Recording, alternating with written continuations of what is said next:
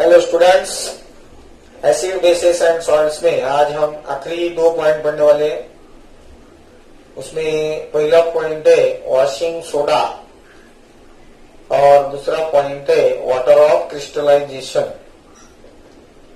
First of all washing soda.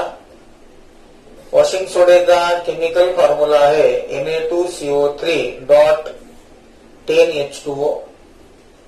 इस .10H2O को ही कहते हैं वाटर ऑफ क्रिस्टलाइजेशन। उसके बारे में हम नेक्स्ट पॉइंट में डिटेल में पढ़ेंगे। वॉशिंग सोडे का केमिकल नेम है sodium carbonate. Washing soda can be obtained from common salt that is sodium chloride. अगर हमने सोडियम क्लोराइड की रिएक्शन कार्बोनिक एसिड के साथ कर दी, कार्बोनिक एसिड का फॉर्मूला है H2CO3, तो वहां पे हमें प्रोडक्ट मिलेगा Na2CO3 प्लस HCl। आप इक्वेशन लिख सकते हो NaCl plus H2CO3 gives Na2CO3 plus HCl। Balance करने के लिए 2NaCl लिख दो, ठीक है। अब ये वॉशिंग सोडे का प्रिपरेशन और एक तरीके से किया जा सकता है जो कल बताया था। टेक बेकिंग सोडा NaHCO3 और उसको हीट दे दो। हीट देने के बाद sodium carbonate plus water plus CO2 मिलता है। ये इक्वेशन कल भी हुआ था। कल कौन से पॉइंट में हुआ था? ये heating effect on sodium bicarbonate. This is the thermal decomposition of sodium bicarbonate, that is baking soda. So baking soda on thermal decomposition gives Na2CO3 plus water plus CO2. तो बाद में क्या करना है? इस Na2CO3 को अभी anhydrous है, इसमें पानी नहीं है, द वाटर के मॉलिक्यूल ऐड करो। वो बराबर 10 वाटर मॉलिक्यूल के साथ रिएक्ट हो जाएगा and it will form Na2CO3.10H2O। इस Na2CO3.10H2O को ही हम कहते हैं वॉशिंग सोडा। अब Na2CO3 जो है ये बेसिक सॉल्ट है। अब इसे हम बेसिक सॉल्ट क्यों बोलते हैं? देखो, Na2CO3 में 2 आयन है, Na प्लस और CO3 माइनस। इसमें जो Na प्लस आयन है इससे बेस बनेगा NaOH और जो CO3 है उससे बनता है acid H2CO3। NaOH strong base है, H2CO3 वीक एसिड है, मतलब it is a salt of strong base and weak acid. तो इसमें डोमिनेटिंग कौन है? बेस है। बेस स्ट्रॉन्ग है और एसिड वीक है, तो जो स्ट्रॉन्ग रहता है वही सॉल्ट का नेचर रहता है। तो स्ट्रॉन्ग बेस है, इसलिए सॉल्ट का नेचर बेसिक हो जाएगा। तो उसका नेचर क्या ध्यान में रखना है आपको? Basic, and it is a salt of NaOH and H2CO3 strong base and weak acid. उसके बाद वॉशिंग सोडा के हम यूजेस पढ़ेंगे। पहला यूज है it is used in the glass industry, soap industry and paper industries. देखो, glass अलग अलग टाइप के हम मार्केट में यूज करते हैं, घर में भी यूज करते हैं। अभी हमारे ऑप्टिक्स को जो लगाते हैं वो भी ग्लास है।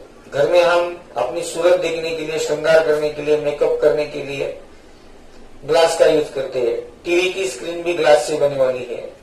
लेबोरेटरी में बोरोसिलिकेट ग्लास ही होता है। तो ये जो अलग अलग टाइप के ग्लासेस है, ये बनाने के लिए सबसे अहम रोल अगर किसी का है तो वो वॉशिंग सोडा है, Na2CO3। क्योंकि लगभग सभी टाइप के ग्लासेस में सोडियम कार्बोनेट का इस्तेमाल, मतलब सोडियम सिलिकेट का यूज करते हैं। एक्चुअली सिलिका मतलब SiO2 केमिकली, उसको हिंदी में हम क्या बोलते हैं? वायु। तो उसका हम इस्तेमाल, रेती जिसको बोलते हैं ना, रेती, उसका फार्मूला SiO2 है।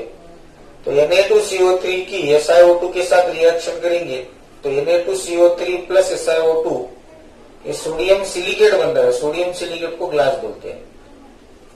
जहां तक सोप का सवाल है, सोप का फार्मूला है RCOONA और ये RCOONA बनाने के लिए हम लोग RCOOH में मतलब कार्बोक्सिलिक एसिड में Na2CO3 ऐड कर देंगे तो RCOOH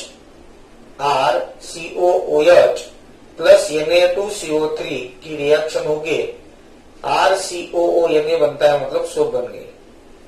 इसके अलावा पेपर इंडस्ट्रीज में भी जिस प्रकार से ब्लीचिंग पाउडर का यूज होता है उसी प्रकार से वॉशिंग सोडे का इस्तेमाल किया जाता है।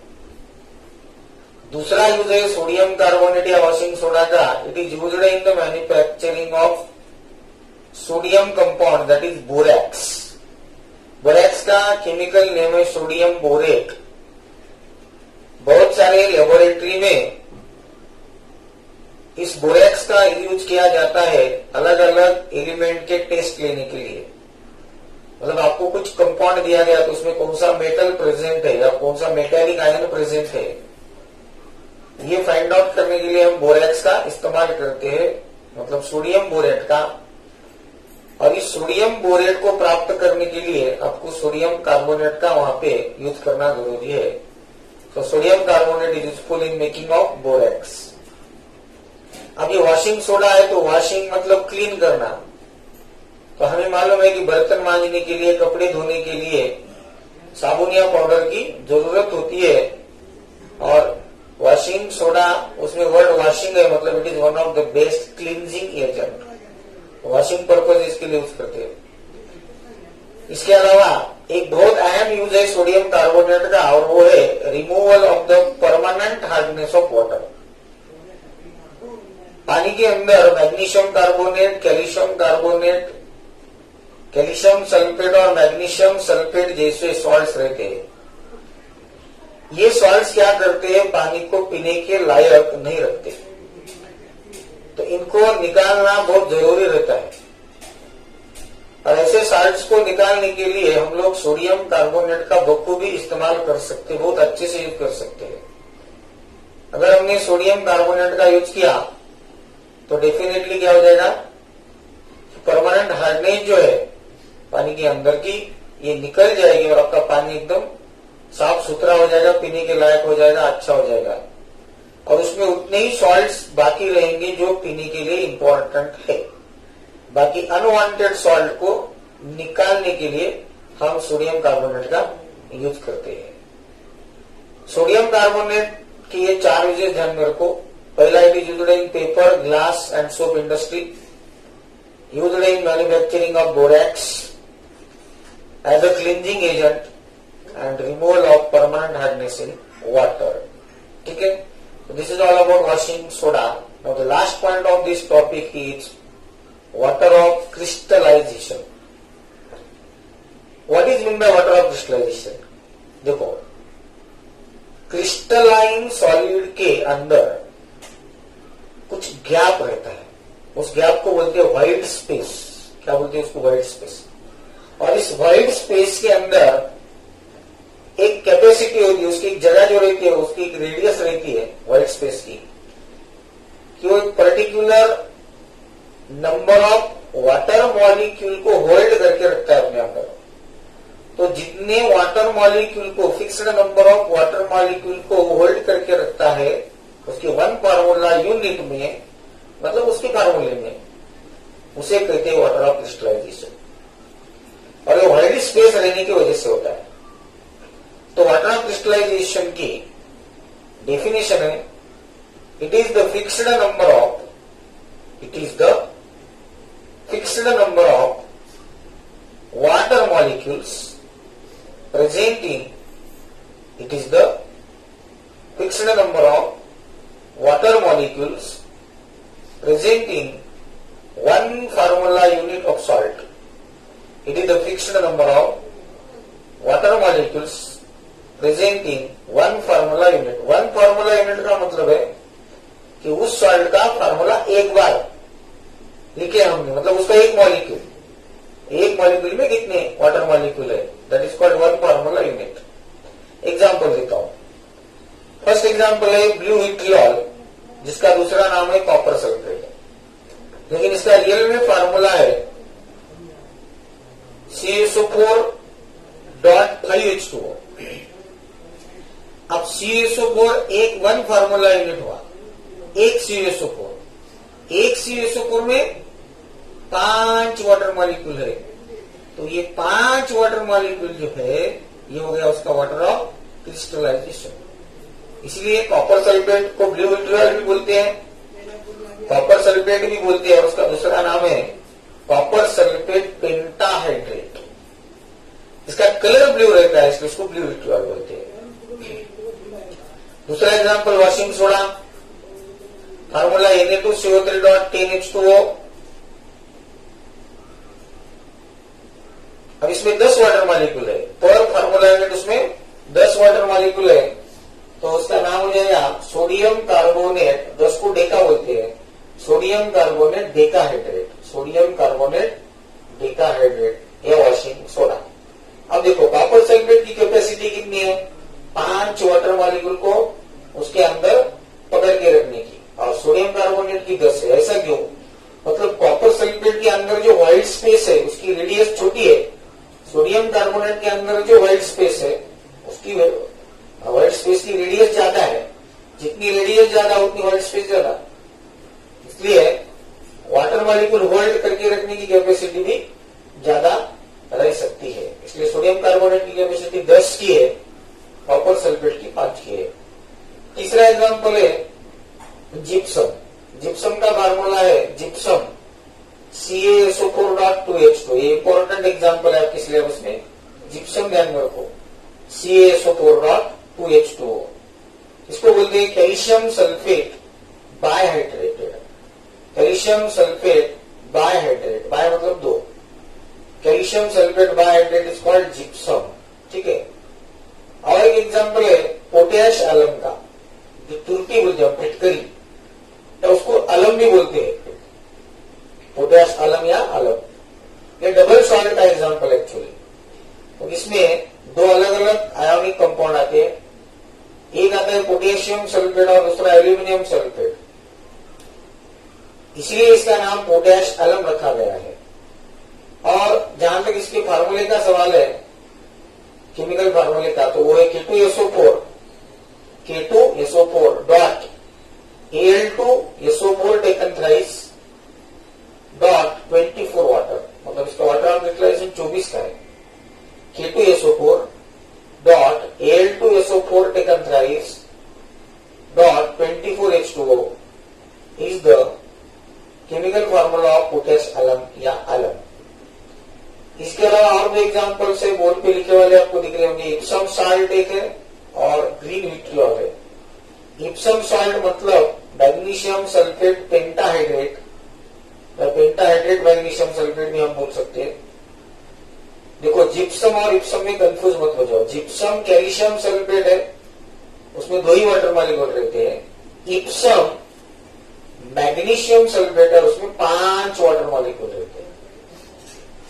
ग्रीन विट्रियल मतलब फेरस सल्फेट, उसमें 7 वाटर मॉलिक्यूल रहते हैं, इसलिए इसका फार्मूला FeSO4.7H2O, FeSO4.7H2O, इसको बोलते हैं वाटर ऑफ क्रिस्टलाइजेशन। अब ये जो भी वाटर ऑफ क्रिस्टलाइजेशन की एग्जांपल है, इनके ऊपर हीटिंग का क्या इफेक्ट होता है ये भी बताना जरूरी है। तो इसके लिए एक बहुत आसान सा एक्सपेरिमेंट है, एक टेस्ट ट्यूब लेना, उस टेस्ट ट्यूब में कॉपर सल्फेट लेना, ब्लू कलर वाला कॉपर सल्फेट पेंटाहाइड्रेट, और उसको स्लोली हीट देना या स्ट्रांगली दे दो भी चलता। अब देखोगे कि जैसे जैसे आप हीट दे रहे हो, वो जो 5 वाटर मॉलिक्यूल कॉपर सल्फेट के क्रिस्टल के अंदर बैठने वाले हैं, वो निकल के बाहर आ जाते हैं, और बाहर आने के बाद वो टेस्ट ट्यूब की एक साइड में जमा हो जाते हैं। मतलब क्या होगा, CaSO4.5H2O जो कि ब्लू कलर का है, after heating it becomes only CaSO4 plus 5H2O, मतलब उसके 5 वाटर मॉलिक्यूल लॉस हो गए कंप्लीटली। अब ये 5 वाटर मॉलिक्यूल जो लॉस हो गए, तो वो बन गया अनहाइड्रस कॉपर सल्फेट। अन मतलब नहीं, हाइड्रा मतलब पानी, अब उसमें पानी नहीं रहा, तो होता क्या है, वो कलरलेस बन जाता है, ब्लू विट्रियल कलरलेस में कन्वर्ट हो गया। CaSO4.5H2O blue vitriol on heating gives CaSO4 plus 5H2O। तो ओनली CaSO4 जो है वो कॉपर सल्फेट है, वो अनहाइड्रस है, कलर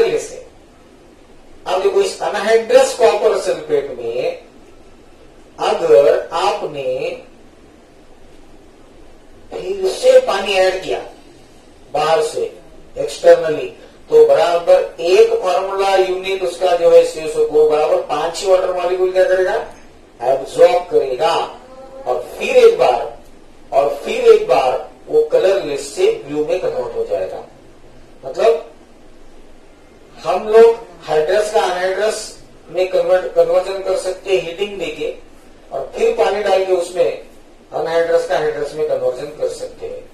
जब वो हाइड्रस फॉर्म में होता है तो उसको कलर रहेगा, अगर है तो नहीं चाहिए कलर तो कोई बात नहीं कुछ। जैसे कि आप ये देखो, पोटेशियम को कोई कलर नहीं है, कलरलेस, जिप्सम को कोई कलर नहीं है, ठीक है नहीं। लेकिन वही ग्रीन विट्रियल जो है FeSO4.7H2, उसको ग्रीन कलर कब तक रहेगा, ग्रीन विट्रियल का ग्रीन कलर तब तक है जब तक उसमें 7 वाटर मॉलिक्यूल है अंदर। जैसे ही आपने वो 7 वाटर मॉलिक्यूल निकाल दिए हीट करके तो वो कलरलेस बन जाएगा। फिर उसमें वाटर ऐड किया, again it return back to FeSO4.7H2 और उसको ओरिजिनल कलर जो है ग्रीन मिल जाएगा। तो ये heating effect on the compound which show water of crystallization. अब हम पढ़ेंगे जिप्सम के ऊपर क्या इफेक्ट होता है हीटिंग का। तो देखो, जब आप जिप्सम को आप कंप्लीट हीट दोगे, कंप्लीट हीट, तो जिप्सम का फार्मूला है CSO4.2H2, तो दोनों के दोनों वाटर मॉलिक्यूल निकल जाएंगे उसके, और फिर उसकी रिएक्शन हो जाएगी CSO4+2H2। लेकिन जहां तक हमारे सिलेबस का सवाल है, हमें बुक में ये दिया गया है कि आपको जिप्सम को कंप्लीट हीट देनी नहीं है, कंट्रोल्ड हीट देनी है, और वो कंट्रोल हीट आपको देनी है 373 केल्विन टेम्परेचर पे। बुक में देख लो आप लोग, 373 केल्विन पे। तो जब आप 373 केल्विन पे हीट दोगे तो CSO4 में से जो 2 वाटर मॉलिक्यूल है उन 2 में से 1.5 मतलब 3/2 इतना ही वाटर मॉलिक्यूल निकल जाएगा, और आधा जो मॉलिक्यूल है पानी का, half water molecule, it remains with CSO4।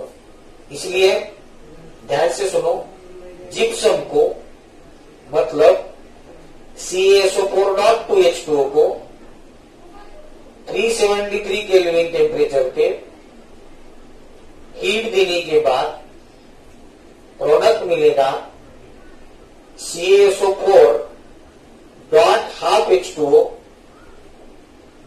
और उस प्रोडक्ट का नाम होगा प्लास्टर ऑफ पेरिस। उसको POP बोलते हैं, प्लास्टर ऑफ पेरिस। उसका और एक नाम हो सकता है calcium sulphate semi hydrate. Semi का मतलब आधा, हाइड्रेट का मतलब वाटर।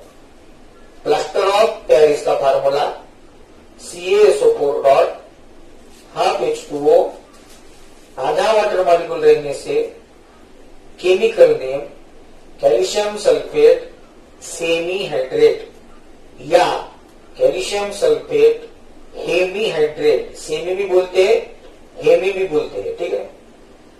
अगर आपको अभी प्लास्टर ऑफ पेरिस से फिर जिप्सम चाहिए वापस, अगर आपको प्लास्टर ऑफ पेरिस से फिर वापस जिप्सम चाहिए तो क्या करोगे, कुछ नहीं करना, CSO4.12H2O में पानी ऐड करते जाओ, वो 3/2 वाटर मॉलिक्यूल एब्जॉर्ब करेगा। 3/2 मतलब 1.5 वाटर मॉलिक्यूल, और पहले का आधा है उसमें, तो आधा और 1.5 कितना हो गया, आधा और 1.5 हो जाता है 2।